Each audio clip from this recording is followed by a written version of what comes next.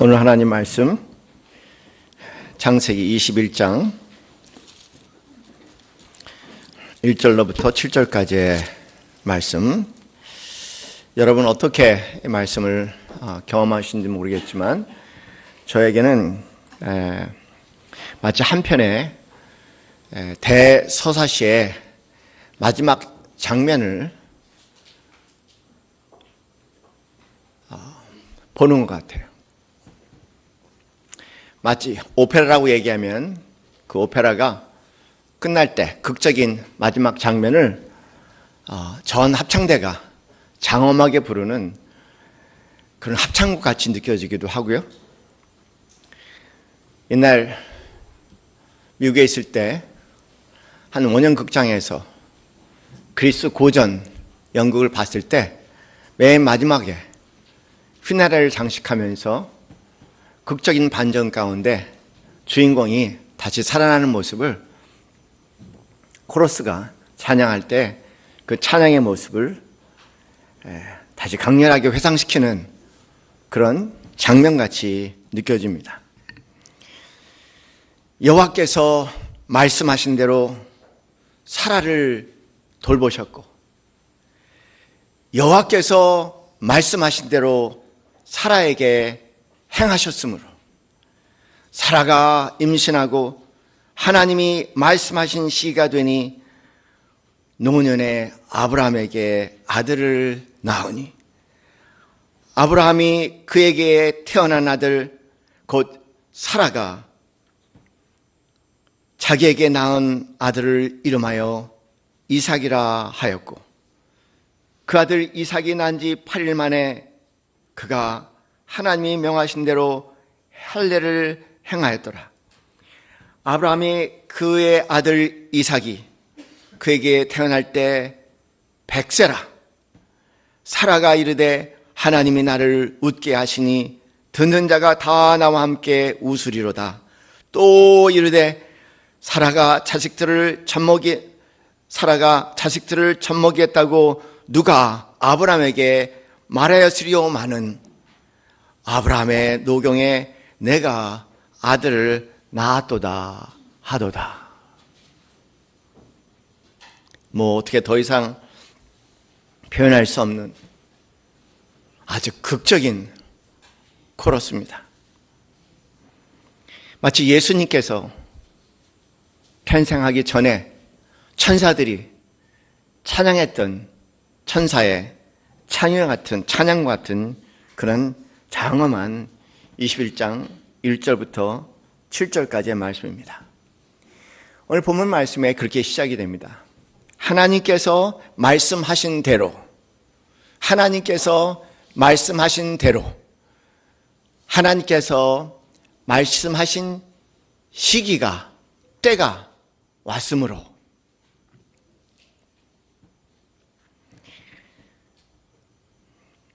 우리 기독교는 하나님의 말씀에서 시작돼서 하나님의 말씀으로 끝나는 말씀교입니다.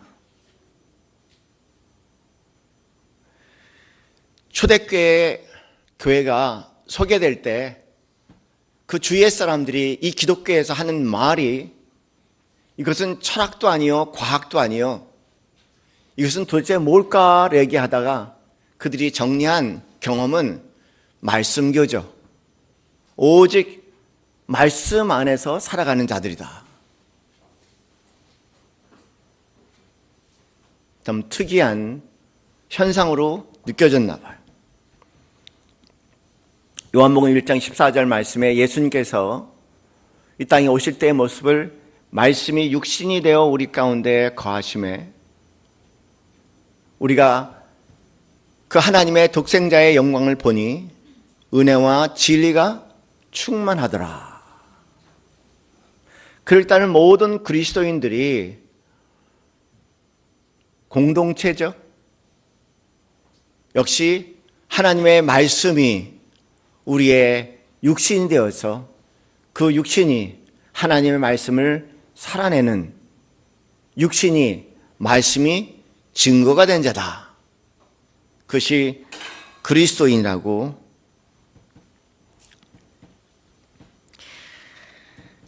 기독교는 과학자나 철학자와 같은 어떤 관찰을 통한 발견이라든가 어떤 사색을 통해서 깊은 생각을 통해서 어떤 진리를 발견하는 그런 무리는 아닙니다. 어떻게 보면은 끝과 끝이 만나는데 무지무지하게 무식하든 그렇지 않으면 그런 지성의 끝자락에서 지성의 한계를 처절히 느끼고 지성에는 더 이상 소망이 없다는 절규 가운데 있는 사람들에게 하나님께서 베푸시는 은혜가 바로 저는 말씀의 감동이라고 생각합니다. 대한민국의 최고의 지성인이라고 얘기할 수 있는 이어령 선생님이 그 지성의 끝자락에서 이해할 수 없는 삶의 한 구석에서 드디어 무릎을 꿇고 기도하면서 예수님을 만났죠. 그분이 가장 존경하는 사람, 그 이후에 나의 멘토라고 부르는 그분의 이름은 시몬 베유라는 분입니다. 그분이 쓰신 중력과 은총이라는 책에 그분은 그렇게 얘기합니다.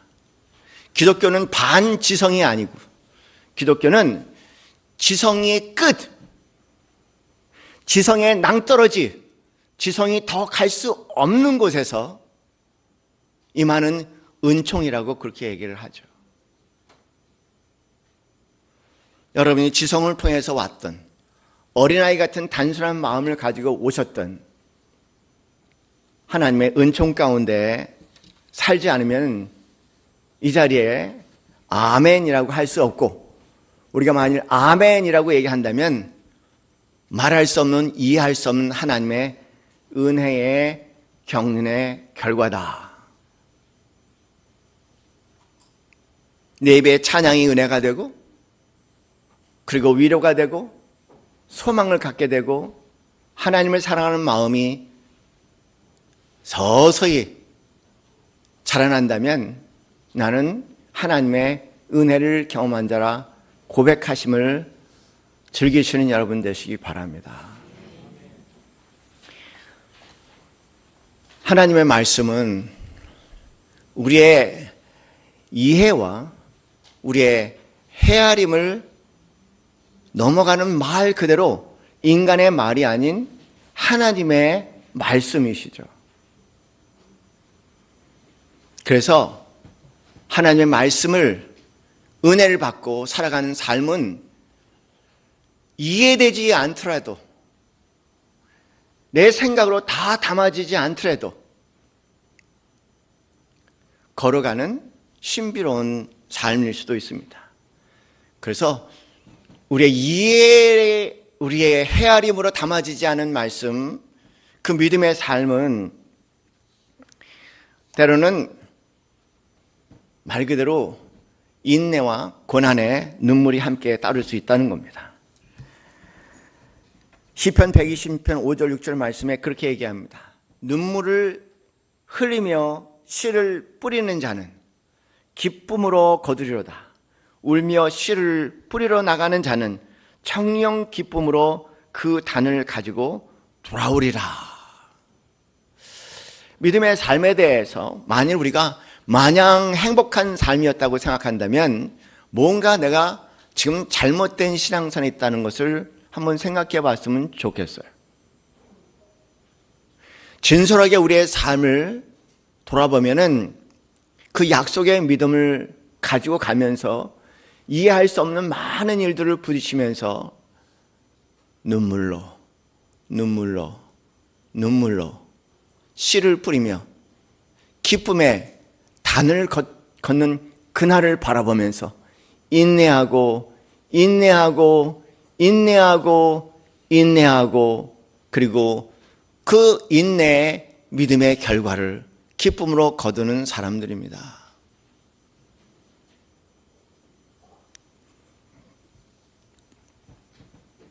어떻게 보면 울며 가는 길이라고 할 수 있겠죠. 그렇다고 해서 예수 안 믿는다고 웃고 갈까? 그렇지도 않아요. 우리는 울며 가되 의미 있게 믿음, 소망, 사랑 가운데 울며 가는 사람들이죠.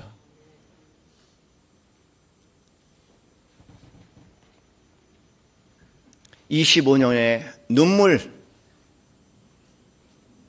오늘 본문 말씀을 볼 때 100세가 돼서 그 열매를 거둡니다. 이삭, 웃음이라는 이름이죠. 드디어 25년의 긴 믿음의 여정 가운데 활짝 웃는 사라의 모습이 보이지 않습니까? 이 25년 전까지 그 전은 어땠을까? 하나님께서 아브라함과 사라에게 나타나기 전에 사라는 실패한 여인으로서 모든 사람들의 웃음거리가 됐죠. 아이를 못 먹는 여자, 아유 불쌍하다. 하나님께서 나타나셔서 주시겠다는 거예요. 그 말씀에 모든 건 내려놓고 쫓아왔는데 10년, 5년, 10년, 15년, 20년 가도 그리고 드디어 25년의 울음 끝에 25년의 눈물 끝에 웃음으로 거둬들이는 이삭을 갖게 됩니다. 그리고 그 입술에 하나님이 나로 웃게 하셨다. 이 웃음은요, 우리가 웃음 학교에 가서 훈련받아갖고 1급, 2급, 3급 자격 받아서 웃는 그런 웃음이 아니고 거룩한 웃음이죠. 하나님이 나로 웃게 하셨다. 뿐만 아니라 주위 사람들로 하여금 함께 웃게 하셨다. 참으로 기이한 일입니다. 히브리서 6장 13절 15절 말씀에 이 사건을 이렇게 요약을 합니다. 하나님이 아브라함에게 약속하실 때에 가르쳐 맹세할 자가 자기보다 더 큰 이가 없으므로 자기를 가르쳐 맹세하여. 히브리 사람들은 매우 중요한, 성경의 사람들은 매우 중요한 약속. 우리 때로는 그래요. 너무나 답답하고 그럴 때 내가 하나님의 이름을 걸어서 내가 말하건대, 하나님의 이름을 걸어서 내가 약속하건대, 내 말의 진위성과 약속의 심각성을 얘기할 때 나보다 큰 일을 비르죠. 그래서 하나님을 이름을 빌어. 근데 오늘 본문 말씀은 그렇게 해요. 하나님은 하나님이시기에 자기보다 더 큰 자의 이름을 빌릴 수가 없다는 거예요. 그래서 그냥 당신의 이름으로 아브라함에게 약속했다고 얘기합니다. 가라사대 내가 반드시 너를 복주고 복주며 너를 번성하게 하고 번성케 하였더니. 그래 여러분 대답하세요. 질문에 몇 년이요? 다시 한번 몇 년이요? 크게 자신 있게 얘기해요. 몇 년이요? 25년. 더 크게 하셔야 돼요. 몇 년이요? 25년. 확실하게 우리 마음에 각인돼야 됩니다. 15절, 히브리서 6장 15절 말씀에 저가 이같이 오래 참아 약속을 받았느니라. 성경 어디에도 여러분 한탕주의는 없습니다. 성경 어디에도 우리가 생각하는 대박은 없어요. 어디에도 그런 거 없습니다.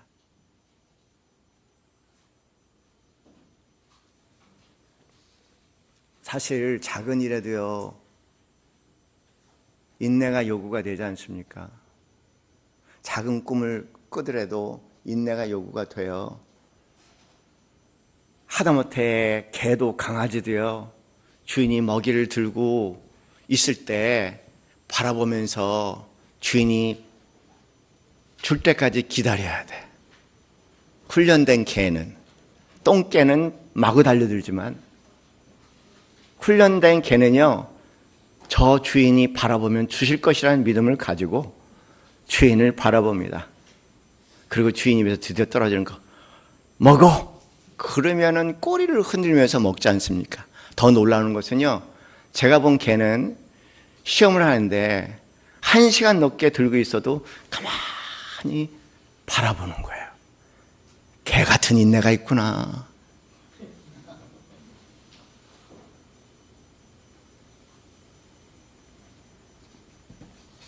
인내는 그런 겁니다. 아주 귀중한 거예요. 인내하는 자에게 주는 것이 있는가 봐요, 인생이.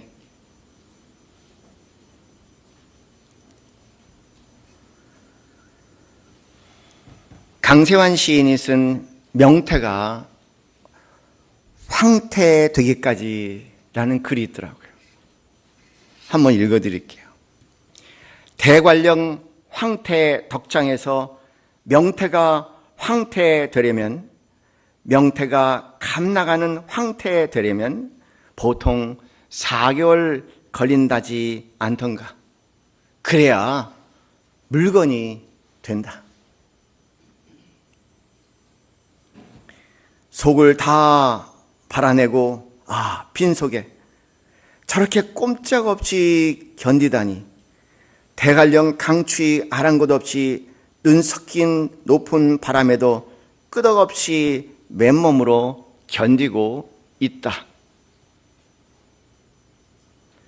맨 정신으로 버쩍버쩍 말라가는 명태, 얼었다가 녹으면서 명태가 녹았다가 다시 얼어야 알맞게 마른 황태가 된단다.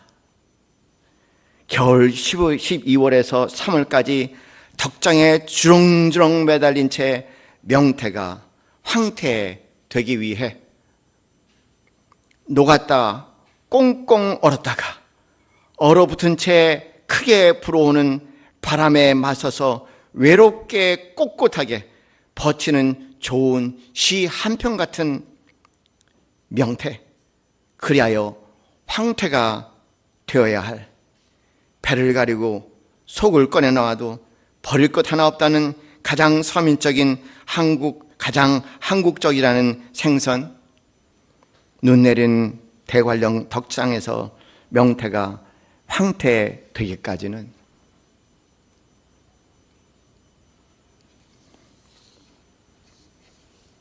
그런데 좋은 건 다 알지만 좋은 것처럼 힘든 것이 없잖아요. 정말 그래요. 좋은 걸수록 힘든 겁니다. 좋은 것으로 얻기가 힘든 것 같아. 좋은 것일수록 인내를 해야 되는 것 같아. 좋은 것일수록 견뎌야 하는 것 같아. 현대인들이 제일 힘들어하는 거야.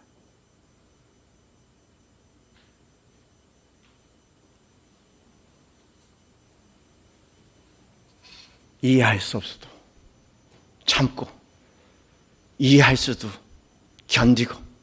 특히 우리 그리스도인들은 예수님이 누구입니까? 예수님은 하나님이 우리를 사랑하신다는 구체적인 증거니, 그 예수를 가슴에 묻고 오늘도 그 예수와 더불어 가는 사람들에게 한 가지 두드러진 현상이 있다면 그 사랑이 우리로 하여금 모호하고 애매하고 이해할 수 없고 때로는 저주라고 얘기할 수 있는 그 가운데서도 인내하고 웃는 그날이 될 때까지 묵묵히 걸어갈 수 있는 비밀은 바로 하나님이 나를 사랑하신다는 구체적인 증거인 예수가 내 삶에 있기 때문이죠. 천양희 시인은 견디다라는 시에서 그렇게 얘기를 해요. 울 데가 없어 울지 못하는 황새와 눈이 늘 젖어 있어 따로 울지 않는 낙타와 일생에 단 한 번 울다 죽는 가시나무 새와 100년에 단 한 번 피우는 용설란과 한 꽃대에 3,000송이 꽃을 피우다 하루 만에 죽는 호텔 펠리니아 꽃과 물속에서 천일을 견디다 25번 허물벗고 성층이 된 뒤 하루 만에 죽는 하루살이와 울지 않은 흰띠 거품 벌레에게 나는 말하네. 견디는 자만이 살 수 있다. 그러나 누가 그토록 견디는가? 역설의 역설이죠. 견딘다는 건 참 어려워요. 그러나 그것이 어려운 것은 세상이 나에게 무관심하고 하나님마저 나한테 무관심하다는 그 생각 가운데 있을 때 견딤은 정말 견디기 힘들지만, 그러나 하나님이 나를 사랑하신다는 확고한 증거 예수 그리스도가 내 안에 있을 때는 우리는 견디는 힘을 가질 수 있습니다. 하나님께서 우리에게 분명히 한 가지 가르쳐주기 원하시는 것은 견딤이에요. 견딤의 비밀입니다. 저희 집안은 전통이 있어요. 개척하라는 전통이에요. 개척 안 하면 목사가 아니래요. 제가 개척 안 하겠다고 그렇게 몸부림쳤어. 얼마 전에 동창 만났을 때 뭐하니? 그러게 교회 개척해서 교회한다. 그랬더니 너 옛날에 나한테 너는 개척 안 한다고 그랬잖아. 그렇게 얘기하더라고요. 까맣게 잊어먹었던 얘기예요. 그런데 제가 전에 있었던 교회를 그만두려고 마음을 먹었을 때 여기저기 알아보는 가운데서 적지 않게 큰 교회에서 청빙 소식이 왔습니다. 마음에 갈등이 생겼어요. 개척할 건가 청빙할 건가. 매우 유혹적이었습니다. 그래서 은사 되신 목사님께 고민을 얘기했습니다. 제가 떠나기로 했는데 여기 청빙이 왔고 제 마음에는 저희 집안에는 이런 것이 있어서 제 가슴에 고민이 많네요. 그랬더니 그 어르신이 하신 얘기가 목사는 개척을 해야지. 그래요. 그래서 시작이 됐습니다. 남솔 예수교회. 개척하는 한 10년의 여간에 참 신기한 경험을 했어요.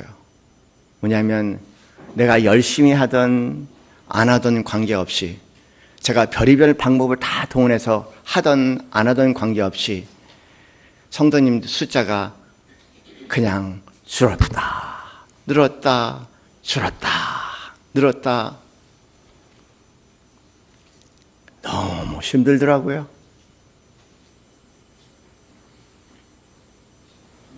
어느 날 또 확 줄었을 때 제 마음이 몹시 흔들렸죠. 그래서 기도원 가서 기도했습니다. 기도원 올라가는데 떠오르는 생각이 하나 있었어요. 우리 남서울 예수교회는 고무줄인가? 라는 생각이 떠올랐습니다. 늘어났다, 줄어났다, 늘어났다, 줄어났다. 그래서 제 기도 제목을 찾은 겁니다. 하나님하고 싸울 기도 제목. 가서 기도했어요. 하나님, 남서울 예수교회는 고무줄인가요? 그랬어요. 그리고 막 기도하는데 제 마음에 감동을 주셨습니다. 뭐냐면 그래, 싱싱한 고무줄이지. 그 말이 무슨 말인지 아세요? 싱싱한 고무줄은 잘 늘어났다가 잘 줄어들었다가 잘 늘어났다가 잘 줄어났다가 그러면서 늙은 고무줄은 아니라는 거예요. 늙은 고무줄은 오래된 고무줄은 삭은 고무줄은요 길어도 조금만 잡아당기면 팍 끊어질 수 있고요. 그래서 잡아당기지도 못하고 그냥 간신히 되는 고무줄이에요. 그래서 제가 그때 기도하면서 하나님께서 뜻밖의 주신 은혜는 이거였습니다. 너는 싱싱한 고무줄이야. 남서울 예수교회는 싱싱한 고무줄이니까 늘어났다 줄어났다 늘어났다 줄어났다 할 때니까 계속 보라는 거예요. 그러면서 하시는 말씀이 제 마음의 감동이 뭐냐면 내가 너에게 요구하는 것은 하나라는 거예요. 버티라는 겁니다. 견디라는 겁니다. 포기하지 말라는 겁니다. 내가 너에게 요구하는 건 딱 하나라는 거예요. 그 다음부터 제가 모든 방법론을 내려놨습니다. 아마 우리 제일 고생하시는 분이 장한구 목사님이에요. 뭐 대책 없는 목사같이 느껴질지는 모르겠어요. 노상원 목사. 우리 목사님은 장한구 목사 꼼꼼하고 잘 준비하고 하는데 뭐 말도 없으니 얼마나 답답하다가 어느 날 어떻게 해야 되나요? 라고 아주 막 여기까지 인내하시다가 저한테 하시는 말씀 어떻게 해야 되나요? 그럼 저도 모르겠어요. 기다려보세요. 제 마음은 뭐냐면 분명히 줄 때까지는 안 주겠다. 생각은 많아요. 내 생각을 하는 목회가 아니라 정말 우리 장로 목사님 인내 끝자락까지 답답하게 견디더라도 그리고 여러분이 견디더라도 하나님께 주시지 않으면 안 움직이겠다는 생각이에요. 제 결단은 뭐냐면 내가 해서 하는 일이 아니라 하나님께서 하셨다는 걸 보고 싶은 거예요. 오늘 성가대가 찬양했습니다. 그렇죠? 뭐라고 찬양했습니까? 너희는 어떻게 하라고요? 가만히 있어. 주가 하나님 됨을 볼지어다. 세상과 그리고 국가에 주가 높이 높임을 받으시로다.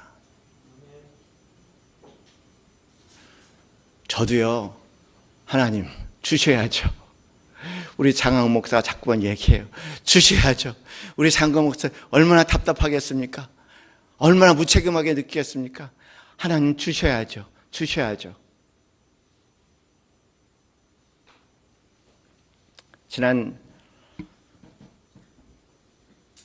10월 말에 우리 정우봉 집사님 부부랑 저희 부부가 제주도에 내려갔습니다.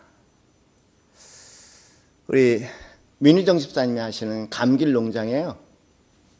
그런데 감귤을 많이 맺혔는데 일꾼 구하기가 힘들대요. 그래서 그냥 한 번도 따본 적은 없지만 그래도 조금이라도 도움이 될까 넷이서 제주도 내려갔습니다.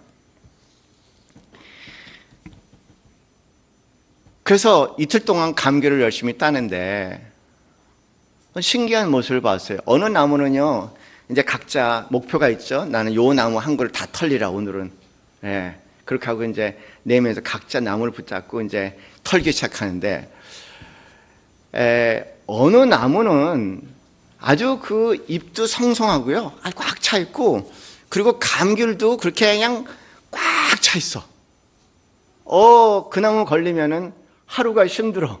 하도 열매가 많아서. 근데 여러분 먹는 것 같이 조그맣고 탱탱하고 그리고 맛있어.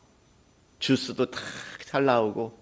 그런데 어느 나무는요, 그렇게 열매가 많지가 않아. 큰 덩어리 열매가 한 다른 나무에 비해서 한 3분의 1 정도만 맺혀 있는 거예요. 그런데 만지면 탱탱한 것이 아니라 좀 물렁물렁 푹푹하고 먹으면은 그렇게 맛이 없는 거예요. 어쨌든 두 종류의 나무가 하도 상반적이어서 제가 집사님한테 물어봤죠. 왜 이 종자는 뭐고 저 종자는 뭡니까? 그랬더니 그 집사님 한 얘기가, 민 집사님이 종자가 문제가 아닙니다. 해거리라는 것이 있는 거 목사님 아시잖아요. 해거리. 들어보셨습니까? 해거리? 한 해에 열매가 풍성하게 맺히면 다음 한 해는 안 맺힌다는 거예요. 아주 열매가 그렇게 시원치가 않대. 그리고 그 다음에 되면 또 얘가 또 시원치 않고 시원치 않았던 놈이 또 쫙 찬다는 거예요. 그래 해거리라는 얘기를 들었어요. 아, 그렇구나. 항상 잘 맺히는 것은 아니구나. 잘 될 때도 있고 안 될 때도 있고, 문제는 포기하지 않는 겁니다. 내 계획대로 인생이 될 때도 있고 안 될 때도 있고, 기도한 대로 될 때도 있고 안 되는 듯 싶을 때도 있고, 문제는 그것이 아니라 포기라는 거죠.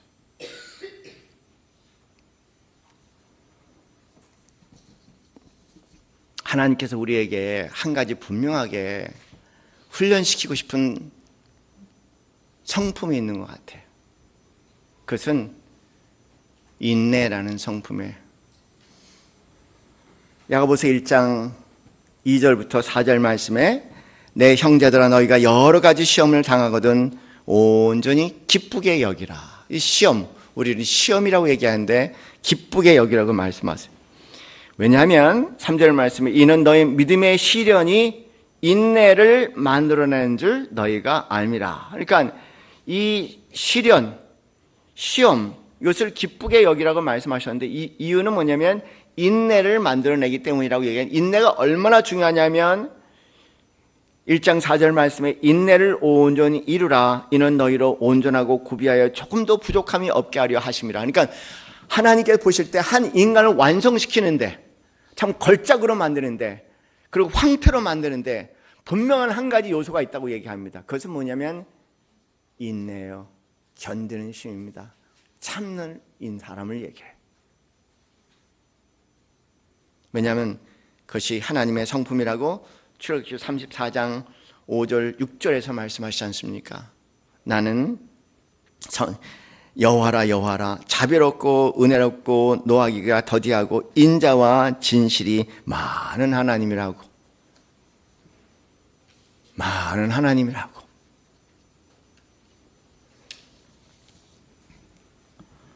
히브리서 10장 35절 36절 말씀에 너희 담대함을 버리지 말라. 이것이 큰 상을 얻느니라. 너희에게 인내가 필요함은 너희가 하나님의 뜻을 행한 후에 약속을 받기 위함이라. 약속을 받는 것도 인내. 너희가 인내가 필요한 것은 약속을 받기 위함이라. 그러니까 인내하는 자에게 하나님께서 약속하신 것을 허락하신다고 말씀하시니 아브라함은 25년의 인고의 눈물 끝에 드디어 환한 웃음으로 번지는 그 은혜를 보고 있습니다. 요한계시록 3장 10절에도 그렇게 말씀하십니다. 내가 나의 인내의 말씀을 지켰으니 내가 나의 인내의 말씀을 지켰은즉 내가 또한 나를 지켜 시험의 때를 면하게 하리니 이는 장차 온 세상에 임하여 땅에 거하는 자들을 시험할 때라. 우리가 끊임없이 시험할 때 그때를 견뎌나가게 하는 것은 다른 것이 아니라 인내의 말씀, 하나님의 말씀을 그렇게 말씀했어요. 굉장히 요약적인 말씀이죠. 하나님의 말씀을요 그냥 인내의 말씀이야. 그러니까 하나님 말씀은 하나하나가 우리에게는 인내를 요구하는 말씀이고 우리에게 인내를 훈련시키는 말씀인 거예요. 견디고 참고 인내하고 포기하지 않고 내려놓지 않고 그 가운데서도 찬양하고 그 가운데서도 감사하고 그 가운데서도 송축하면서 믿음의 인내, 소망의 인내, 사랑의 인내를 가지고 그냥 요란한 것이 아니라 끈질김으로 한 걸음 한 걸음 나아가는 삶이라고 말씀을 하시죠. 사랑하는 성도님들, 다음 주에 설교하겠지만 제목이 이 편한 세상은 없습니다.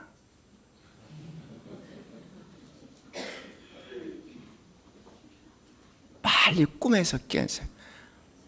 망상에서 깨세요.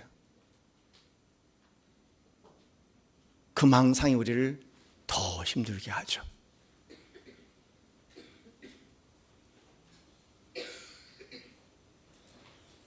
주님이 우리에게 요구하시는 것은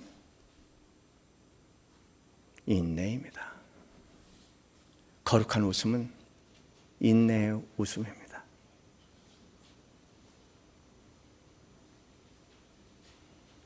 오늘 본문 말씀에 그렇게 기록했어요. 하나님의 말씀, 그렇게 얘기하죠. 하나님의 말씀, 하나님이 말씀하신 시기가 돼요. 하나님 반드시 움직일 겁니다. 그러나 시기가 있어요. 하나님이 말씀하신 시기가 돼요.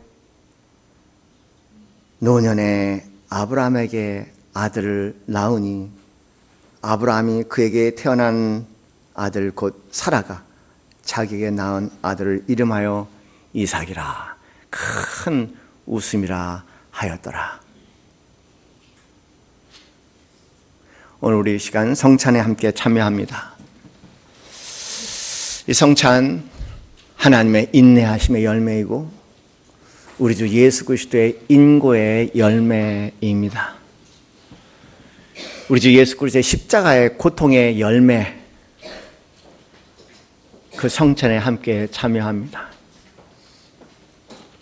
시간 함께 기도하시면서 성찬의 마음 준비하겠습니다.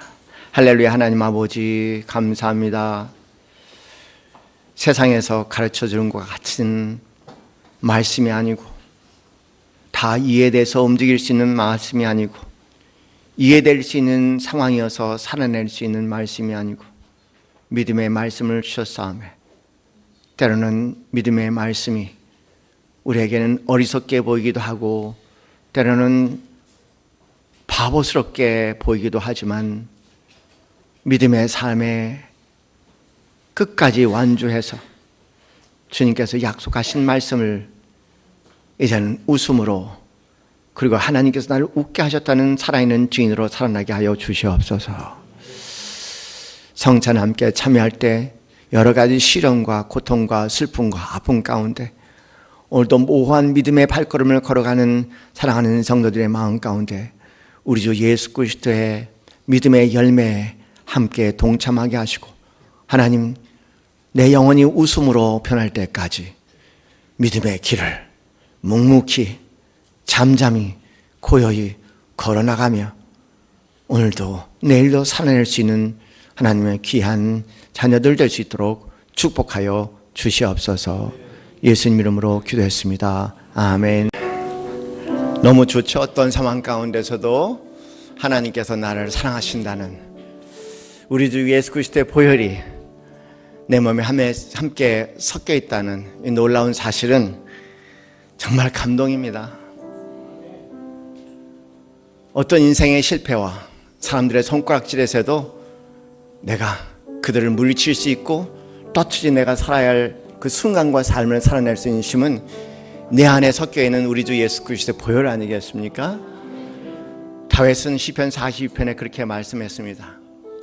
말할 수 없는 어려운 시간에 모든 사람들의 저주의 손길 가운데 영혼도 서서히 불을 꺼져가는 그 순간 자신의 영혼을 향해서 이렇게 외칩니다. 내 영혼아, 내가 어찌하여 낭망하는가? 너는 여호와를 바라보라. 오늘도 여러 가지 시련과 어려움 가운데 계셔도 주님을 향한 우리의 시선이 더 선명해지기 바랍니다.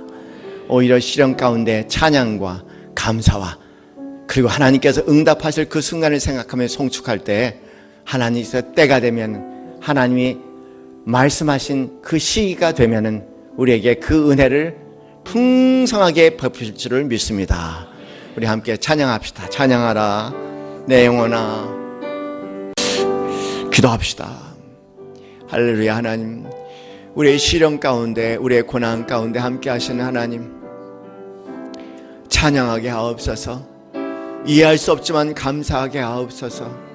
이해할 수 없지만 송축하게 하옵소서.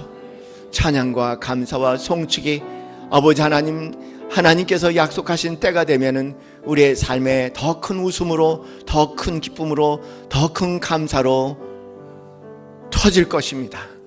그 순간을 기억하며 견디게 하옵소서. 함께 하나님께 기도하겠습니다. 이제는 우리 주 예수 그리스도의 크크신 은혜와 하나님 아버지의 지극하신 사랑과 성령님의 교통 교감하심이 오늘도 시련 가운데 넉넉히 찬양하며 감사하며 하나님을 성축하기 소원하며 아버지 하나님 그때의 환한 웃음을 바라보며 오늘도 견디어 나간, 오늘도 십자가에서 수치를 견디신 주님같이 온전히 오늘의 수치를 견디어 나가기 소원하는 이 자리에는 모든 성도들 머리 위에 지금부터 영원까지 함께 길을 축원하옵나이다. 아멘.